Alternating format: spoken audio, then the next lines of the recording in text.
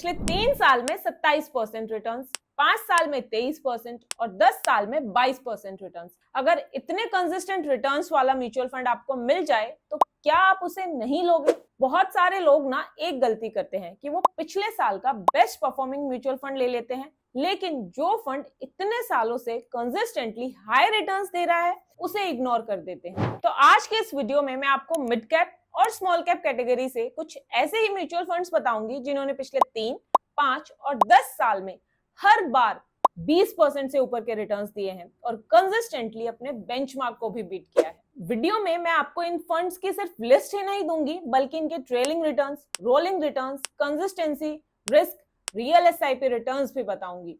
तो चलो शुरू करते हैं मिड कैप कैटेगरी से। मिड कैप कैटेगरी में हमारा पहला फंड जिसने कंसिस्टेंटली 3, 5 और 10 सालों में 20% से ऊपर के रिटर्न्स दिए हैं वो है इन्वेस्को मिड कैप फंड।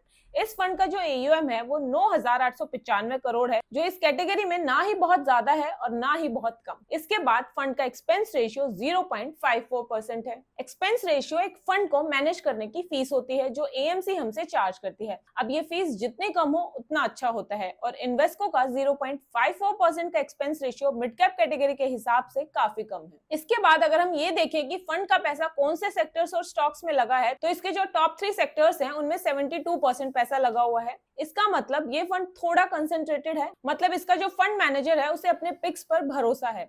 इसी वजह से अगर आप टॉप 5 स्टॉक्स भी देखोगे तो उनमें भी 26% एलोकेशन है। देखो, अगर फंड मैनेजर कम स्टॉक्स में ज्यादा पैसा लगा रहा है तो मतलब वो कॉन्फिडेंट है और अगर उसकी ये बेट चली तो रिटर्न्स काफी हाई आ सकते हैं।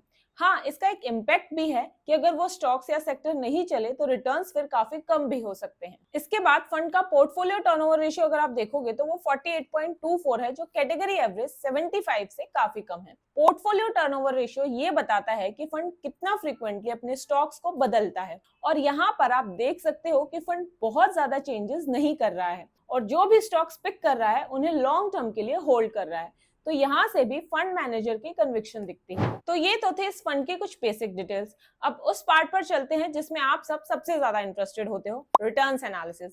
सबसे पहले ट्रेलिंग रिटर्न्स देखते हैं। अच्छा, मैं यहाँ पर क्लियर कर देती हूँ एक पॉइंट कि मैंने बस लॉन्ग टर्म के रिटर्न्स ही लिए हैं, अबव 3 इयर्स के। शॉर्ट टर्म और रिसेंट रिटर्न्स मैंने कंसिडर नहीं किए हैं क्योंकि ये वीडियो हम लॉन्ग टर्म पर्सपेक्टिव से ही बना रहे हैं। तो ट्रेलिंग रिटर्न्स अगर मैं बताऊं तो पिछले 3 साल में इस फंड ने 27.66% के रिटर्न्स दिए हैं, जो इसके benchmark Nifty mid cap 150 index से करीब 5% ज्यादा है। फिर 5 साल के टाइम पीरियड को देखें तो यहाँ इसने 21.54% के रिटर्न्स दिए हैं और 7 साल में भी ऑलमोस्ट सेम 21.56% के ही रिटर्न्स दिए हैं, जो कि बेंचमार्क से करीब 3% ज्यादा है। और अगर 10 साल का भी हम देखें तो फंड के रिटर्न्स 20% है, जबकि बेंचमार्क के 17.5% है, अराउंड 17.59%। मतलब हर टाइम फ्रेम में इसने अपने बेंचमार्क के रिटर्न्स को बीट किया है और हर बार 20% से ऊपर के रिटर्न्स दिए हैं। अब इसके बाद रोलिंग रिटर्न्स देखते हैं। तो रोलिंग रिटर्न्स हमें ये बताते हैं कि फंड के रिटर्न्स कितने कंसिस्टेंट हैं। जैसे अगर हम पिछले 10 साल के रोलिंग रिटर्न्स निकाल रहे हैं तो इससे हमें ये पता चलेगा कि इन 10 सालों में अगर आपने किसी भी तारीख को इसमें इन्वेस्ट किया होता तो आपको ऑन एन एवरेज कितने रिटर्न्स मिलते हैं। तो अब यहाँ मैंने आप सबके लिए इस फंड के 2 डिफरेंट साइकिल्स के रोलिंग रिटर्न्स निकाले हैं। दोनों में डेटा तो मैंने पिछले 10 साल का ही लिया है, 1 अप्रैल 2016 से लेकर अभी तक का, लेकिन एक बार मैंने इसको 3 साल की साइकिल में डेली बेसिस पर रोल किया है और दूसरी बार मैंने इसके रिटर्न्स को 5 साल की साइकिल में डेली बेसिस पर रोल किया है। ऐसा मैंने इसलिए किया है ताकि हमें शॉर्ट टर्म और थोड़ा लॉन्ग टर्म पर्सपेक्टिव दोनों तरीके से इस फंड की कंसिस्टेंसी समझ आ सके। तो सबसे पहले अगर हम 3 साल वाले रिटर्न्स देखें तो फंड के एवरेज रिटर्न्स 20.78% हैं, जो बेंचमार्क से करीब 1.5% ज्यादा हैं। मैक्सिमम रिटर्न्स 35.22% है और मिनिमम रिटर्न्स -1.75% है, जबकि बेंचमार्क के मिनिमम रिटर्न्स और भी नीचे हैं, -8.3%। मतलब इस फंड ने 3 साल के पीरियड में नेगेटिव रिटर्न्स तो दिए हैं, लेकिन बेंचमार्क से फिर भी काफी बेटर प्रोटेक्शन दी है। इसके बाद अगर हम 5 साल की साइकिल में रोल करके देखें तो यहाँ एवरेज रिटर्न्स 22% है, मैक्सिमम रिटर्न्स 34% और मिनिमम रिटर्न्स 12% है। अब आप इन दोनों साइकिल्स में एक चीज नोटिस करो, 3 साल की साइकिल में हमारे रिटर्न्स नेगेटिव जा सकते हैं, लेकिन जैसे ही हम थोड़ा सा टाइम पीरियड बढ़ा देते हैं, जैसे कि 5 साल, तो हमारे मिनिमम रिटर्न्स भी 12% तक पहुंच जाते हैं। मतलब जैसे जैसे टाइम पीरियड बढ़ रहा है, नेगेटिव रिटर्न्स मिलने के जो चांसेस है ना वो भी 0 हो रहे हैं। अब ये थी रोलिंग रिटर्न्स की बात। अब एक बार मैं इस फंड का रिस्क एनालिसिस और बता देती हूँ, ताकि अगर आपका मन बने इसमें इन्वेस्ट करने का तो आपको पता हो कि ये फंड कितना रिस्की है। तो फंड का बीटा जो है वो 0.99 है, जो कैटेगरी एवरेज 0.95 से थोड़ा ज्यादा है। देखो, बीटा हमें बताता है कि एक फंड मार्केट के कंपैरिजन में कितना ऊपर या नीचे जाता है, यानी वो कितना वॉलेटाइल है। अगर बीटा 1 है तो मतलब वो मार्केट के जितना ही वॉलेटाइल है। अगर बीटा 1 से कम है तो वो मार्केट से थोड़ा कम वॉलेटाइल है।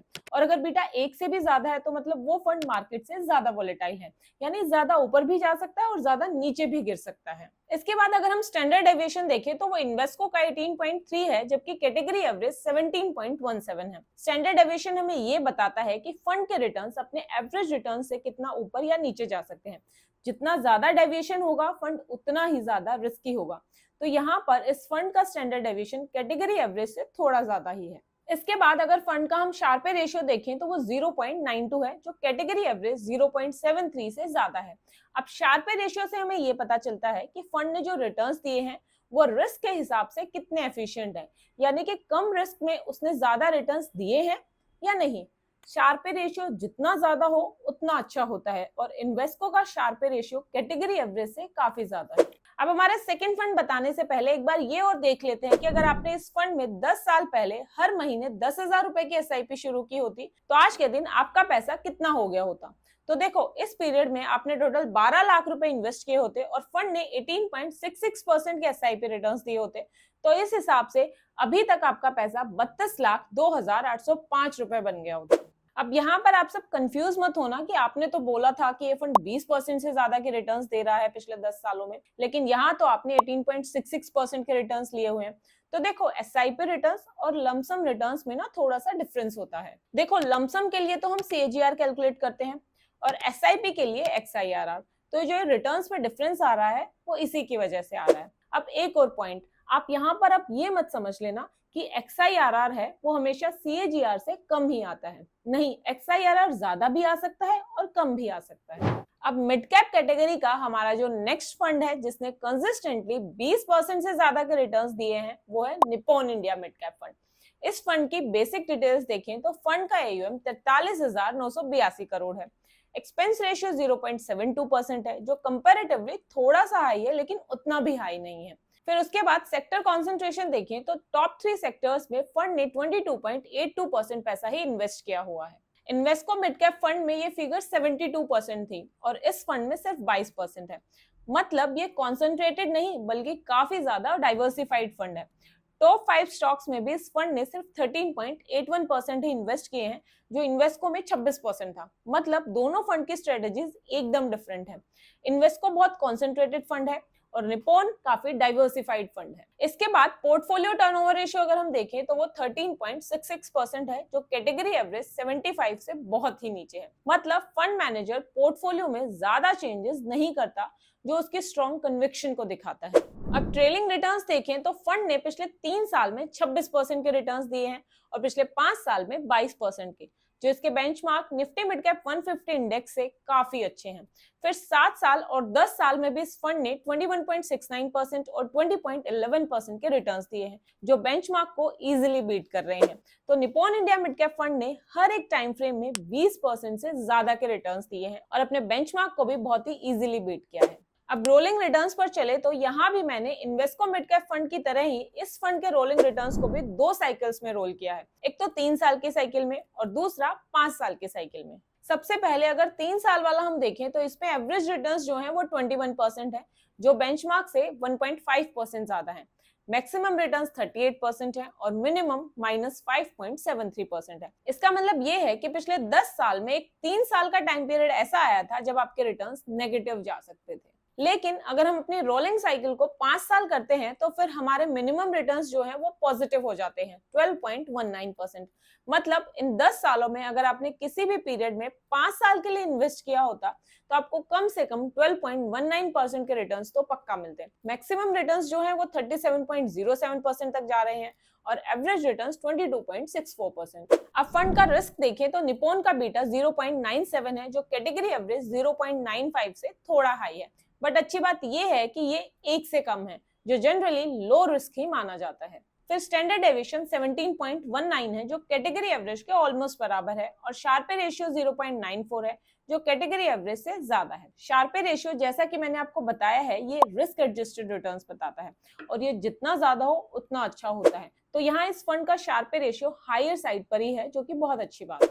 अब अगर आपने इस फंड में पिछले 10 साल से हर महीने 10,000 रुपए की एसआईपी की होती तो आज आपका पैसा 18.84% XIRR के हिसाब से 32,34,064 रुपए हो गया होता। इसके बाद मिड कैप कैटेगरी में हमारा तीसरा और लास्ट फंड जिसने कंसिस्टेंटली 20% से ज्यादा के रिटर्न्स दिए हैं वो है एडलविस मिड कैप फंड। इस फंड की बेसिक डिटेल्स देखें तो AUM 14,335 करोड़ है। एक्सपेंस रेशियो 0.46% है जो इन्वेस्को और निप्पॉन इन दोनों से कम है और मिड कैप कैटेगरी के एवरेज से भी कम है। फिर टॉप 3 सेक्टर्स में इस फंड ने 56% इन्वेस्टमेंट की है और टॉप 5 स्टॉक्स में 11.52%। मतलब ये fund sector point of view से ना तो बहुत ज्यादा कॉन्सेंट्रेटेड है और ना ही बहुत ज्यादा डाइवर्सिफाइड। पोर्टफोलियो टर्नओवर रेशियो 54.01 है जो कैटेगरी एवरेज से कम है। मतलब ये फंड भी बहुत ज्यादा बाइंग और सेलिंग नहीं करता और लॉन्ग टर्म बेट्स ज्यादा लेता है। अब फंड के ट्रेलिंग रिटर्न्स देखते हैं तो पिछले 3 सालों में इसने 26.67% के रिटर्न्स दिए हैं, पिछले 5 सालों में 21%, 7 सालों में 22.74% और 10 सालों में 20%। मतलब इस फंड ने भी कंसिस्टेंटली हर एक टाइम फ्रेम में 20% से ज्यादा के रिटर्न्स दिए हैं और हर बार अपने बेंचमार्क को अच्छे मार्जिन से बीट किया है। रोलिंग रिटर्न्स अगर हम देखें तो 3 साल के साइकिल में इसने ऑन एन एवरेज 21.38% के रिटर्न्स दिए हैं जो बेंचमार्क से ज्यादा है। मैक्सिमम रिटर्न्स 41.52% है और मिनिमम रिटर्न्स -4.94% है। ये दोनों फिगर्स भी बेंचमार्क से बेटर है। अब 5 साल के साइकिल में अगर हम देखें तो यहाँ भी एवरेज रिटर्न्स, मैक्सिमम रिटर्न्स और मिनिमम रिटर्न्स तीनों ही बेंचमार्क के कंपैरिजन में बेटर है। अब यहाँ पर ना एक पॉइंट ध्यान से समझना, अभी तक जो भी हमने डेटा एनालिसिस किया है उससे ये बात प्रूव हुई है कि अगर आप 3 साल के लिए इन फंड्स में इन्वेस्ट करते हो तो आपको नेगेटिव रिटर्न्स मिल सकते हैं, लेकिन जैसे ही टाइम पीरियड बढ़ जाता है जैसे कि 5 साल हो जाता है तो आपको डिसेंट रिटर्न्स मिलने के चांसेस बहुत ज्यादा बढ़ जाते हैं। अब एक बार इस फंड के भी रिस्क पैरामीटर्स और देख लेते हैं तो इसका बीटा जो है वो 0.94 है जो कैटेगरी एवरेज से कम है। मतलब ये आउटस्टैंडिंग है।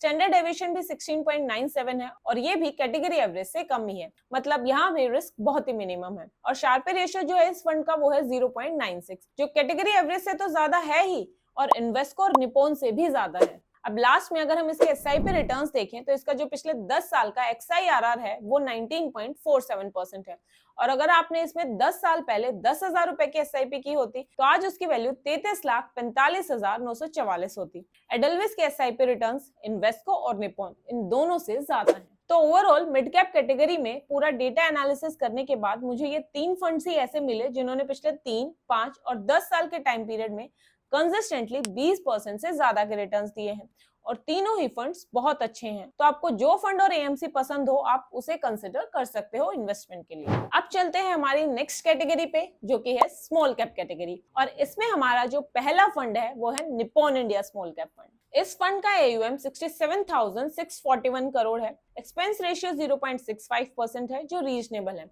टॉप 3 सेक्टर्स में इन्वेस्टमेंट अगर हम देखें तो वो 52% है और टॉप 5 स्टॉक्स में 9.31% की इन्वेस्टमेंट है।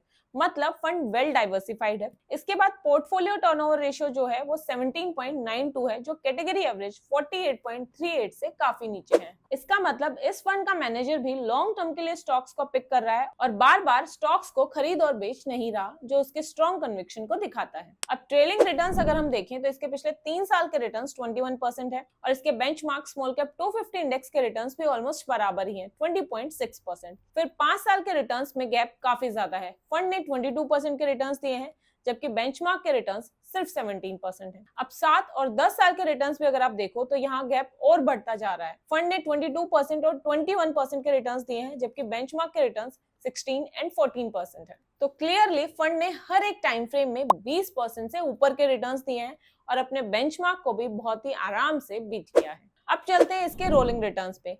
इसके रोलिंग रिटर्न्स निकालने के लिए भी मैंने पिछले 10 साल का ही डेटा लिया है और इसे 3 और 5 साल के साइकिल में डेली बेसिस पर रोल किया है। तो पहले 3 साल की साइकिल में अगर हम देखें तो इस फंड ने ऑन एन एवरेज 24% के रिटर्न्स दिए हैं जो बेंचमार्क से करीब 7% ज्यादा है और 7% का गैप काफी ज्यादा माना जाता है। मैक्सिमम और मिनिमम रिटर्न्स इसके 54% और -8.5% है। मिनिमम रिटर्न्स यहाँ पर नेगेटिव गए हैं क्योंकि एक तो ये स्मॉल कैप फंड है तो वैसे ही वॉलेटिलिटी ज्यादा होती है, और दूसरा टाइम फ्रेम भी थोड़ा कम है स्मॉल कैप कैटेगरी के हिसाब से, सिर्फ 3 साल है। लेकिन जैसे ही हम इसे 5 साल की साइकिल में रोल करते हैं तो इसके मिनिमम रिटर्न्स नेगेटिव से पॉजिटिव हो जाते हैं 14%, और एवरेज रिटर्न्स भी 2% से इंक्रीज होकर 26% हो जाते हैं। इसलिए मैं आपको हर एक वीडियो में बोलती हूँ कि फंड्स को लॉन्ग टर्म के लिए पिक करो, क्योंकि टाइम ही एक ऐसी चीज है जो रिस्क को ऑलमोस्ट खत्म कर देती है। अब एक बार जल्दी से इसका रिस्क एनालिसिस और कर लेते हैं। तो इस फंड का जो बीटा है वो इसके एवरेज के बराबर ही है और 1 से कम है तो अच्छा है। उसके बाद स्टैंडर्ड डेविएशन 17.97 है, ये भी कैटेगरी एवरेज से कम है। फिर शार्पे रेशियो फंड का कैटेगरी से थोड़ा ऊपर है, जो कि एक पॉजिटिव साइन ही है। एसआईपी रिटर्न्स अगर मैं आपको बताऊं तो इस फंड ने 19.59% के रिटर्न्स दिए हैं।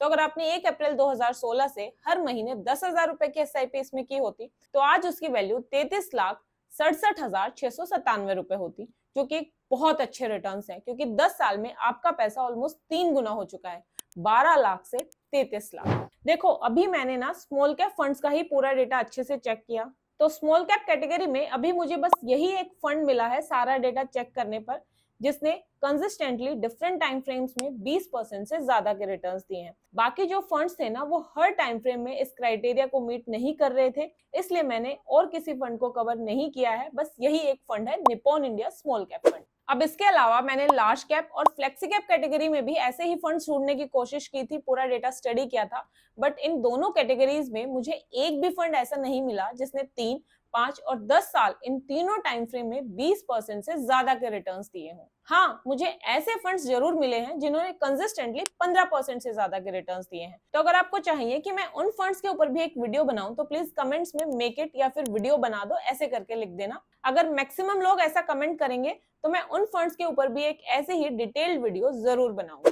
तो ये थी मेरी आज की वीडियो, जिसमें मैंने उन फंड्स को कवर किया जो कंसिस्टेंटली डिफरेंट टाइम फ्रेम्स में 20% से ज्यादा के रिटर्न्स दे रहे हैं। आपको ये पूरा डेटा एनालिसिस कैसा लगा मुझे कमेंट्स में जरूर बताना। Thank you so much for watching. See you guys in next video. Till then, happy investing.